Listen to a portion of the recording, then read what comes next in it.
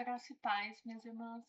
Hoje nós vamos estar gravando a aula sobre o amor e a sua santa alegria, mais um capítulo do livro que nós estamos lendo, que é Amar como Jesus ama, do autor Philip Heinck. O texto base que nós vamos usar hoje é 1 Coríntios 13:6, e o texto de apoio que o autor ele vai usar nesse capítulo é Lucas 7, do versículos 36 até os 50. Então é interessante você ter esse texto aberto para a gente poder, hora ou outra, estar dando uma olhadinha nele, tá? Então, o objetivo é para que sirva, né, esse estudo como um material de apoio para todos nós.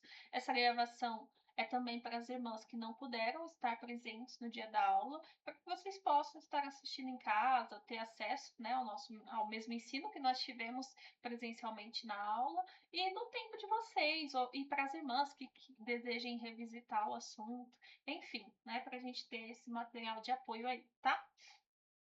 Vamos começar lendo com o nosso texto base, 1 Coríntios 13:6, tá? Que vai dizer assim: o amor não se alegra com a injustiça, mas regozija-se com a verdade, tá? Então, na tradução da NTLH, no dia do estudo eu trouxe pra gente, que diz exatamente assim, tá? Quem ama não fica alegre quando alguém faz uma coisa errada, mas se alegra com a verdade. Então, a vida é uma sequência de celebrações, né? Principalmente no contexto cultural nosso, brasileiro, que temos um calendário aí cheio de celebrações. A gente celebra aniversário, a gente celebra casamento, a gente celebra as nossas conquistas, né? Poxa, uma formatura, uma promoção no trabalho. A gente celebra o Natal, a Páscoa, que são datas importantíssimas para nós que somos cristãos. As pessoas celebram hoje em dia, né? Aniversário, enfim. A gente gosta de celebrar. E Deus criou a gente para alegria, né? E isso é muito interessante, porque isso faz parte do nosso desenho humano, né? De como Deus, uma das características, né, dos atributos que Deus compartilhou conosco. E isso não é pecado, né? Mas nesses versículos, nesse versículo de 1 Coríntios 13, ele vai levar a gente para uma pergunta um pouco mais profunda do que simplesmente se nós somos alegres, né? A pergunta que Paulo ele faz para a gente é: com que exatamente nós nos alegramos? O que nos faz alegres, né? Existe uma pergunta, uma alegria que é santa, e existe uma alegria pecaminosa, né? Vai existir uma alegria que glorifica a Deus, e vai existir uma alegria que vai revelar a corrupção do nosso coração. E eu quero que vocês, a partir dessa aula, sejam sinceras consigo mesmas, né? Quantas vezes a gente sentiu satisfação secreta quando alguém fracassou, né? Quando aquela pessoa que a gente invejava tanto antes quanto até depois da nossa conversão, porque isso pode acontecer, essa pessoa não alcançou o que ela queria, né? Quantas vezes a gente se sentiu enciumada por alguém conseguir conquistar algo que nós desejávamos e ainda não conseguimos, né? Quando uma pessoa que nós não gostamos foi exposto, quando aquela família ou aquele filho, né, que parecia perfeito demonstrou suas falhas, ou quando alguém que feriu a gente sofreu consequências, né, tanto por causa disso quanto por qualquer outra circunstância. A questão é que ninguém vê isso acontecendo dentro de nós, e nós somos experts em disfarçar esses sentimentos, né, dentro da gente. Ninguém ouve, ninguém sabe, né? Mas Deus, o Deus Todo-Poderoso, Santíssimo, Santo, Santo, Santo, esse Deus ele vê. E essa que deve ser a nossa preocupação. Esse que deve ser o nosso real motivo de buscar transformação. Deus conhece aquilo que está dentro de nós. E nós precisamos desejar agradar a Deus, não somente externamente, mas principalmente no nosso coração. Então, o nosso coração precisa ser transformado, né? Porque Deus, ainda que as pessoas não vejam, Ele vê. E foi exatamente essa situação, né, que aconteceu na casa de um homem chamado Simão, que é o texto base, né, que a gente vai utilizar, que enquanto ali uma mulher chorava aos pés de Jesus, um homem religioso, dentro do seu coração, ele estava alimentando pensamentos de superioridade. O que Jesus ele vai mostrar ali ao longo dessa passagem? Que o verdadeiro amor, ele não é revelado apenas pelo que nós fazemos, mas também por aquilo que nós celebramos. E isso tem uma relação muito forte com a nossa aula sobre bondade e benignidade, porque a gente viu que a bondade ela está muito relacionada aos atos, às ações, né? Já a benignidade, ela está relacionada com a nossa intenção, com a nossa motivação, com o nosso olhar para a cruz, né? Então, vai ter uma relação com aquilo que a gente se alegra com a bondade, né? Ele quer fazer com que Jesus, né? Ele quer fazer com que a gente perceba que está muito mais relacionado com aquilo que a gente celebra, né? Do que apenas com aquilo que a gente faz. E então vamos entrar um pouquinho nessa história para a gente entender. Então tem aí nas suas mãos Lucas 7, do versículo 36 até o 50, tá? Primeira parte do nosso estudo, a gente vai entender que o amor ele não se alegra com a injustiça, tá? Quando Paulo ele escreve que o amor ele não se alegra com essas más ações, ele não está dizendo que o amor ele não somente não pratica o mal.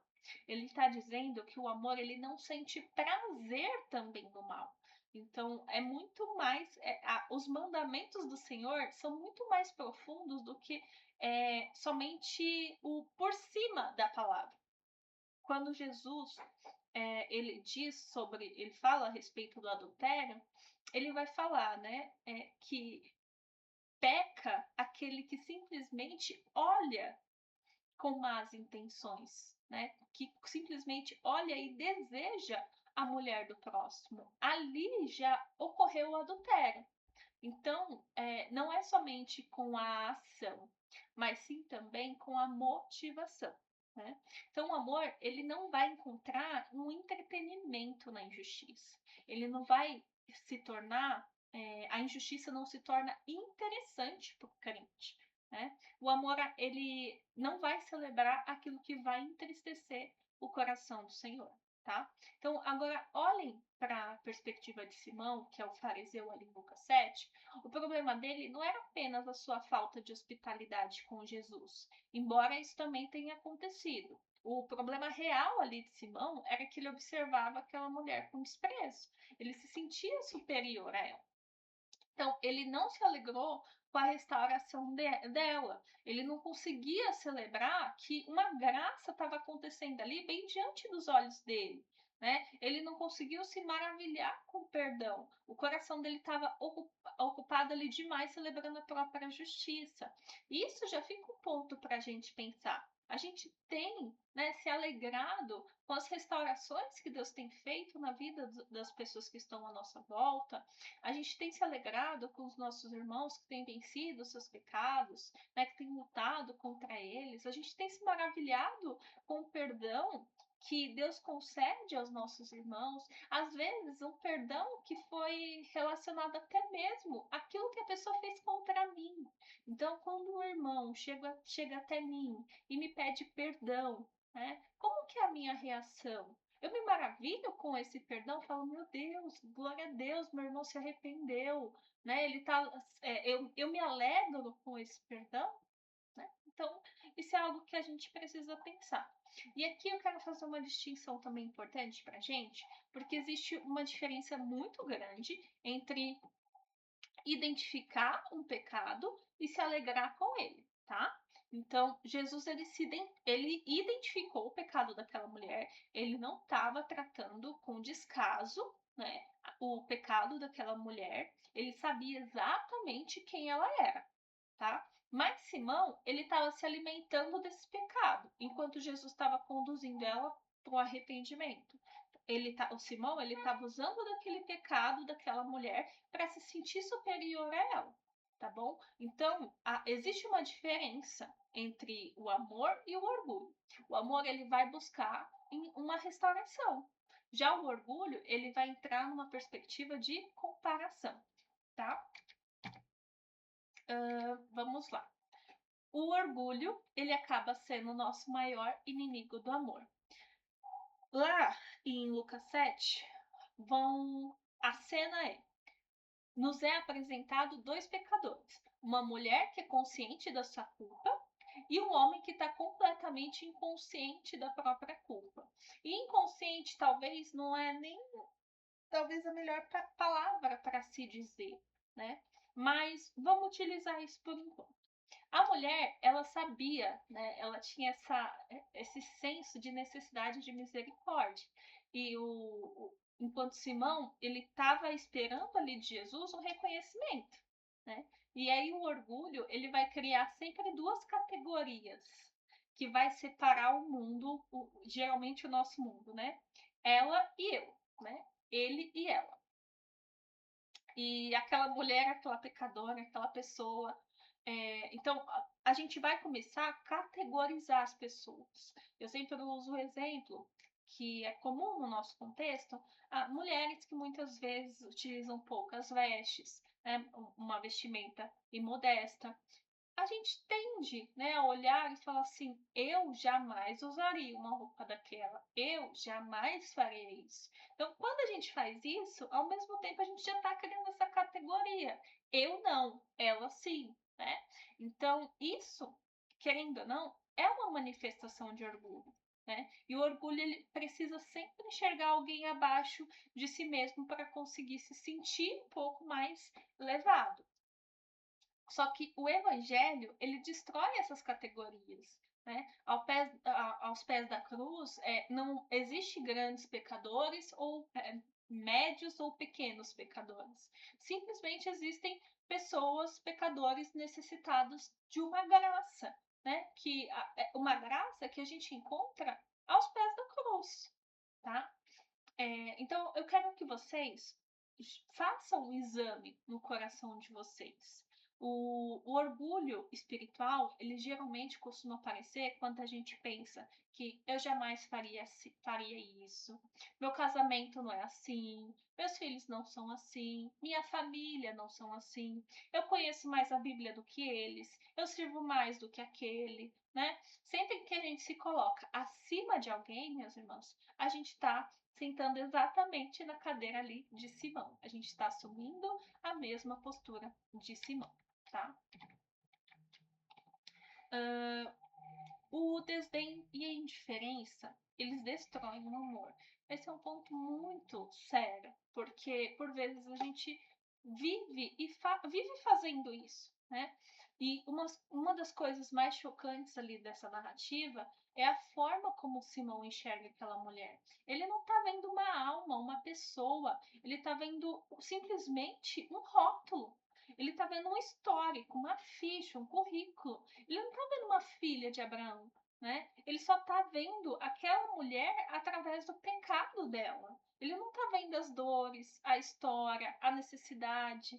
Então, ele está desprezando aquela mulher. E o desprezo, ele é a ausência prática do amor. Né? O desprezo, ele reduz as pessoas apenas aquilo que elas fizeram. Só que Jesus nunca reduz a gente pelos nossos piores momentos. Então, no que nós nos damos esse direito de reduzir as pessoas aquilo que elas fizeram, sem termos um olhar de graça, né? E como que esse desdém geralmente ele aparece na gente no dia a dia? Então, quando a gente evita determinadas pessoas, quando a gente ignora quem não tem influência nenhuma sobre a nossa vida, quando a gente se aproxima só de quem pode beneficiar a gente de alguma forma, quando nós escolhemos as nossas amizades baseadas em status, quando a gente trata algumas irmãs com atenção e outras com indiferença. Então, meus irmãos, o amor ele nos aproxima, o orgulho ele afasta, tá? Ainda aqui, nós geralmente nos afastamos de quem nós julgamos indigno, tá? E eu não estou dizendo que a gente precisa se aproximar de pecado, tá? Não é isso. Mas Simão, ele não queria ser associado àquela mulher porque a preocupação dele era em preservar a reputação dele diante dos convidados dele. A preocupação dele era exclusivamente ele. Não era Jesus, não era aquela mulher, era a reputação dele. Só que o amor de Cristo, ele faz exatamente o oposto disso. Jesus, ele se aproxima dos quebrados. Jesus, ele toca os impuros. Jesus, ele acolhe os rejeitados. Jesus, ele ama justamente aqueles que ninguém deseja amar, né? Então, eu pergunto para vocês e para mim também, quem nós temos evitado, né? Quem nós temos ignorado? Quem nós julgamos indignos da nossa amizade, né? Quem a gente considera complicado demais, difícil demais, pecador demais. Às vezes a gente é gentil com pessoas importantes, né?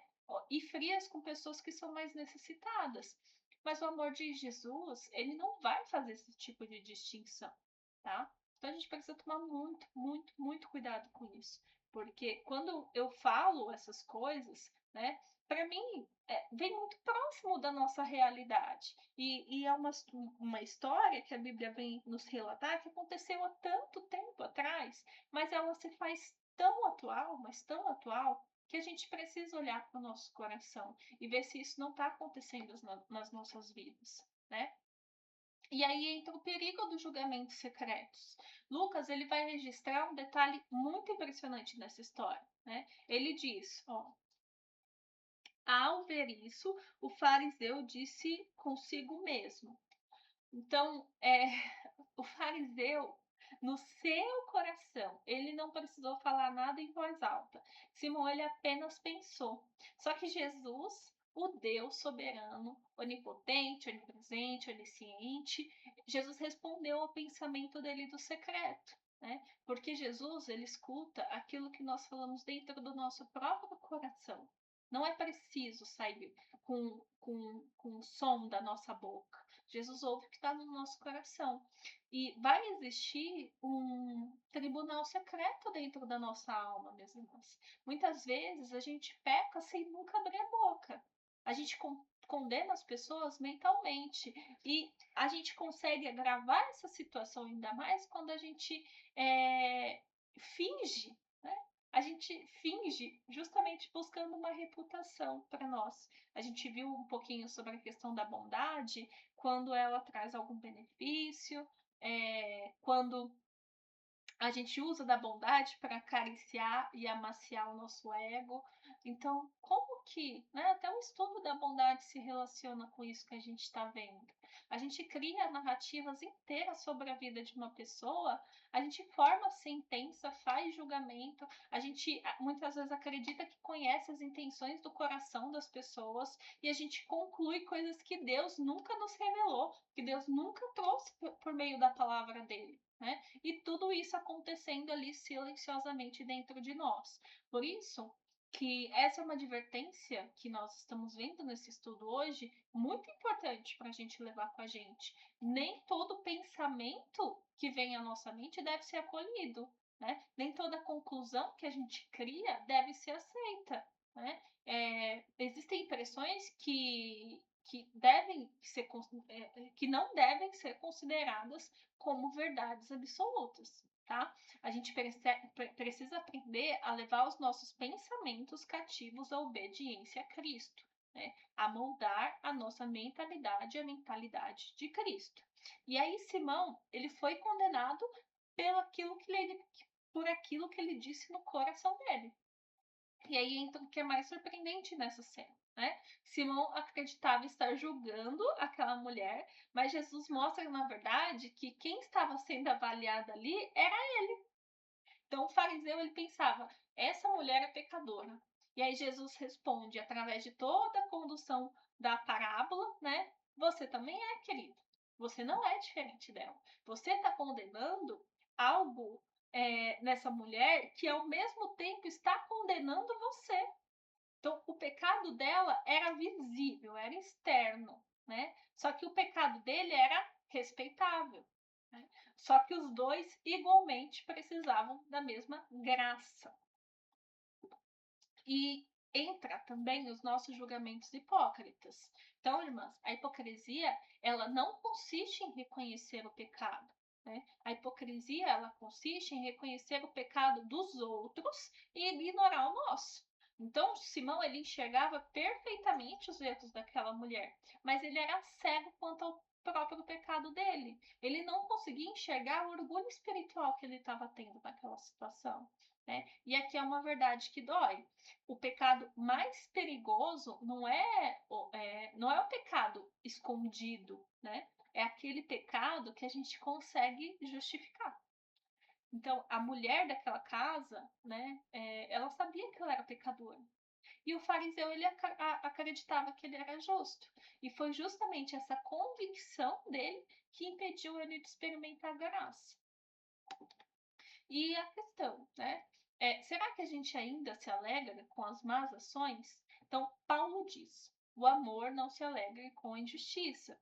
Mas a nossa cultura, frequentemente, ela faz exatamente o contrário disso. Né? E eu quero percorrer com vocês alguns contextos práticos onde isso geralmente, né, acontece para que a gente consiga enxergar um pouquinho melhor isso de uma maneira mais concreta, tá? Então, por exemplo, na sociedade, a gente vive uma cultura que celebra aquilo que geralmente Deus lamenta, tá? Opa. A imoralidade, por exemplo, ela é chamada de liberdade. A sensualidade, ela é chamada de empoderamento.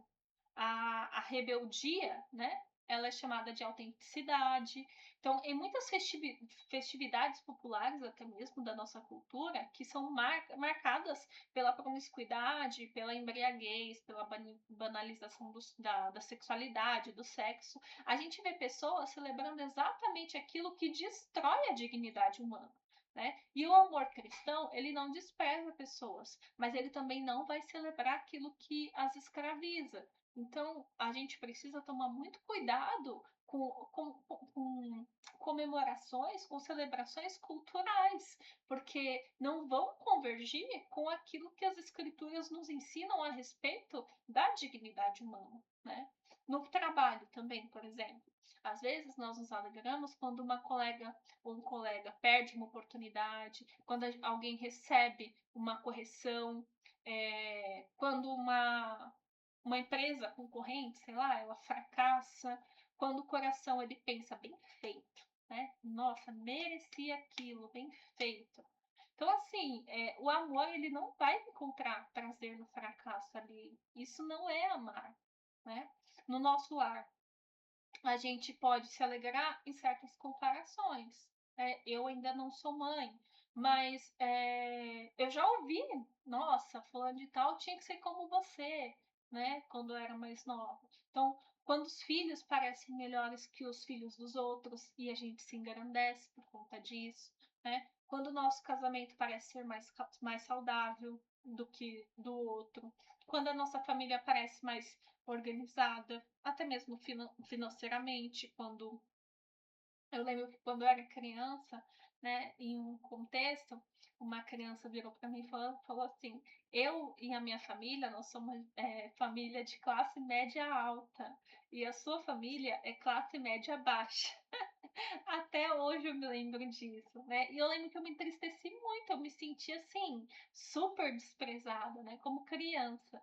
Então, para você ver que aquela criança não aprendeu aquilo sozinha, ela viu com alguém na casa, no lar dela. Provavelmente ela só replicou aquilo que os pais provavelmente falaram, né? Então, ao invés da gente usar dessas bênçãos, né, que Deus nos dá como forma de gratidão, a gente utiliza as bênçãos que o Senhor nos deu como uma forma de superioridade, tá? Na igreja, é um contexto que também essas coisas podem acontecer. E talvez aqui seja um perigo ainda maior, quando alguém cai na fé, né? Quando o líder ele é exposto, quando minha irmã fracassa, quando o ministério está enfrentando dificuldades. A coisa mais triste que nós podemos ter é competição dentro da igreja, né? O amor ele vai transformar tragédias espirituais em assunto de entretenimento, em fofoca dentro da igreja. O amor ele chora, o amor ele ora, o amor ele vai buscar sempre a restauração, tá? E nas redes sociais a gente também vê muito isso. A gente vive na era dos cancelamentos, pessoas elas são humilhadas publicamente todos os dias, onde não há espaço, né, para restauração. Escândalos eles geram audiências, vergonha gera curtida, né? E a gente percebe que isso não é somente com o que ocorre. Muitas vezes pessoas provocam isso para que gere entretenimento, né? A gente viu um auge de situações criadas. Eu não lembro da situação exatamente, mas eu lembro que uma mulher, ela forjou um assalto, né?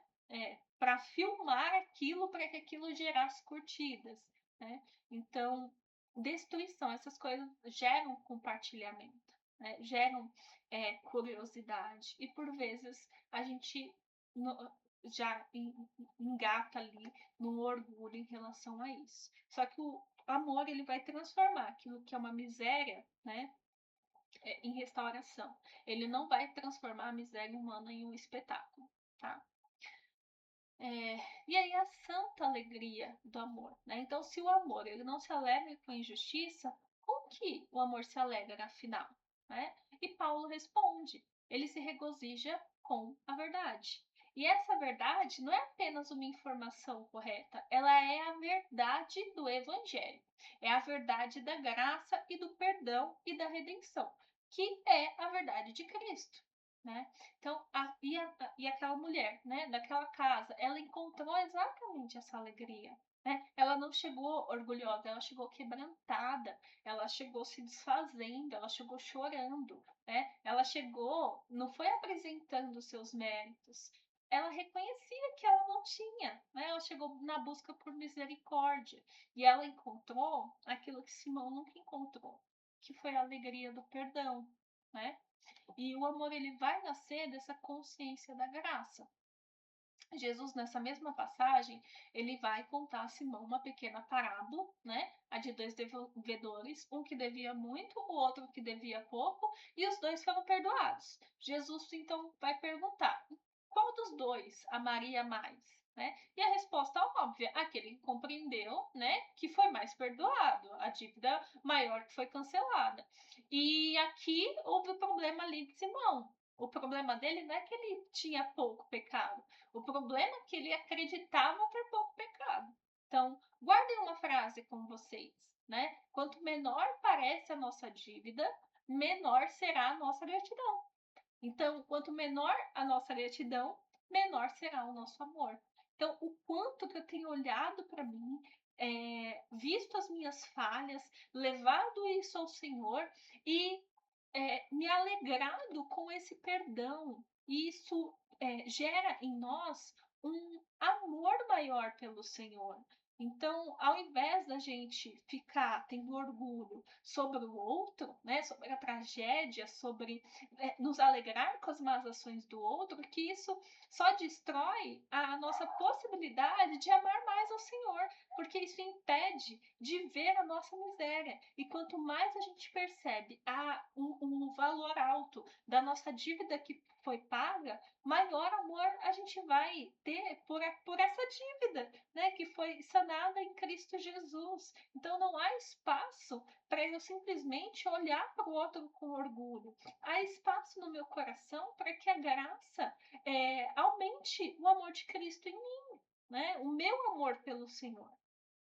Então, a cruz, ela é a nossa superioridade, né?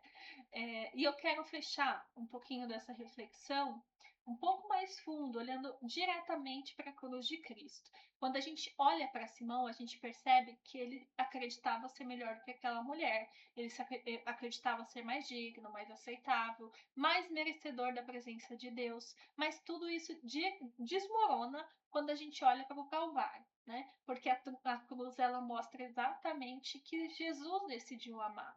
Jesus, ele não morreu por pessoas dignas, ele morreu por pecadores. Como vai estar escrito em Romanos 5, no versículo 8, mas Deus prova o seu próprio amor para conosco pelo fato de ter Cristo morrido por nós, sendo nós ainda pecadores. Então, a mulher em Lucas 7 era indigna, só que Simão também era. A única diferença entre os dois é que apenas um deles sabia disso. né? E se eu fosse realmente melhor do que os outros, eu não precisaria de um Salvador crucificado, não é verdade? Por isso que da próxima vez que a gente sentir aquele impulso de nos sentirmos superiores a alguém que caiu ou que seja lá qual for a situação, a gente precisa trocar o pensamento de eu nunca faria isso, por sem a graça de Deus eu também estaria perdido, tá? Então, no final de toda essa história, existem duas alegrias diante de nós: a alegria de Simão e a alegria da mulher, tá? Simão, ele encontra prazer na própria superioridade dele. Já a mulher, ela vai encontrar prazer na graça de Deus. Quando Simão vai celebrar ali a justiça própria dele, a mulher, né, ela vai celebrar o perdão recebido por Cristo. E aí, né, é interessante, porque Simão fica sentado à mesa enquanto a mulher, ela tá ali aos pés do Senhor. Então, o orgulho, ele se alegra quando uma pessoa cai, o amor se alegra quando alguém é restaurado, né? O orgulho, ele se alegra na condenação e o amor, ele celebra a graça. E aí o orgulho pergunta, né? Como essa pessoa pode chegar a esse ponto, né? Quantas vezes a gente já falou isso, né? E o amor pergunta, como que eu posso conduzir essa pessoa até Jesus, né? E hoje o Senhor faz uma pergunta direta para a gente. Qual dessas duas alegrias nós temos vividos, né? Porque o amor verdadeiro, ele não vai encontrar satisfação na queda dos outros. A nossa maior alegria é ver pecadores sendo transformados pelo Evangelho, né? Que Deus nos livre do coração, de ter um coração como o de Simão, né? Que Deus nos conceda o quebrantamento daquela mulher que jamais nós nos alegraremos com a injustiça. Né? E que a nossa maior alegria seja Cristo, seja essa graça, seja a sua obra redentora. Quem muito foi perdoado, muito ama. E aqui algumas aplicações finais, brevemente para a gente, tá? O que fazer então quando a gente descobre um coração em nós que se alegra com as más ações? Então, talvez hoje o Espírito Santo tenha revelado algo desconfortável para cada uma de nós, né? Talvez a gente tenha percebido que existe um pouco de Simão dentro do nosso próprio coração. Talvez a gente perceba momentos, né, que a gente se sinta superior, que a gente julgue os outros, que a gente se alegre com os fracassos das outras pessoas, a gente se compare, né, que a gente sinta prazer em críticas, exposições, ou simplesmente a gente foi indiferente, a gente desprezou a dor de uma outra pessoa. E aí a gente surge uma pergunta: como que eu posso mudar isso dentro de mim? Né? Porque ninguém vai sair de uma aula como essa simplesmente decidindo por força de vontade ser mais amorosa. A gente já cansou de ver que nós não caminhamos pela força do nosso próprio braço. Então, a transformação do nosso coração não acontece por força de vontade, ela acontece pela graça. É Deus quem nos transforma, é Deus quem age em nós. E a palavra de Deus, os ensinos do Senhor vai nos dar essa força, né, para que a gente possa vencer as nossas batalhas com a força do poder de Cristo, tá? Então, primeiro ponto, reconhecer os nossos próprios pecados. Então, o primeiro passo é fazer aquilo que Simão não fez, reconhecer a própria necessidade dele da graça. Então, o orgulho, ele vai perder a força dentro da gente quando a gente para de olhar para o pecado do outro e começa a olhar para o nosso próprio. Então, antes de perguntar, como fulano pôde fazer isso, a gente precisa perguntar, Senhor, o que existe dentro de mim? Né? Será que realmente eu não fiz aquilo? Mesmo que de uma forma diferente? Então, a gente precisa, antes de ser rápidos em condenar e julgar o pecado do outro, a gente precisa reconhecer sermos rápidos em reconhecer o nosso próprio pecado. Segundo, lembrar do quanto você foi perdoada, lembrar de onde Deus te tirou. Então, aquela mulher que amou muito foi porque ela sabia o quanto que ela havia sido perdoada.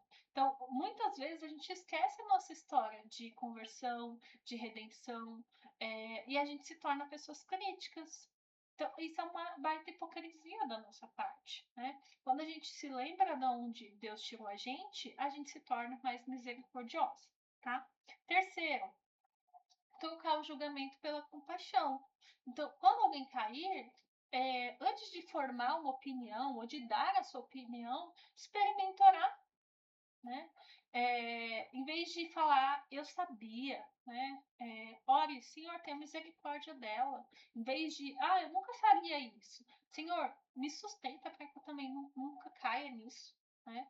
Então, a gente precisa trocar o julgamento pela compaixão, tentar se colocar no lugar do outro, porque nós podemos ser o outro a qualquer momento, tá? Quarto, aprender a se alegrar com o que alegra o coração do Senhor.